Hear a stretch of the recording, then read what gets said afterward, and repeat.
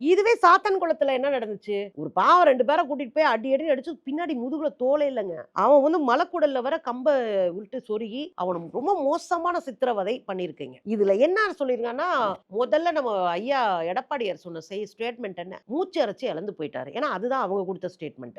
மூச்சு வாங்குச்சு, அதுல இறந்துட்டாரு. ஹார்ட் அட்டாக்ல இறந்துட்டாரு. இப்படிதான் அவர் கதை சொல்லி, அவரும் அறிக்கையாவே அத குடுத்தாரு போலீஸ்ல நம்பி. ஆனா, இன்னைக்கு என்ன நடந்திருக்கு? அப்படி போலீஸ் சொன்னத நம்பல. என்ன நடக்குதுன்னு போஸ்ட்மார்ட்டம் ரிப்போர்ட் வந்த பிறகு, அதுக்கு முன்னாடியே இப்படி தப்பு பண்ண ஆளுங்க 5 பேர புடிச்சு, முதல்ல 6 பேர புடிச்சு சஸ்பெண்ட் பண்ணிட்டு, அவங்க மேல வழக்கு தொடுத்து உட்கார வச்சாச்சு.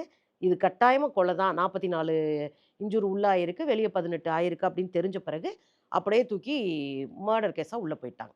அடுத்து என்ன? நீதிமன்றத்தில நீங்க கேட்டா நாங்க சிபிஐ கூட சரின்றோம். ஏன்னா இது அரசியல் பண்ணுவாங்க. இத வச்சு அரசியல் செய்வாங்க.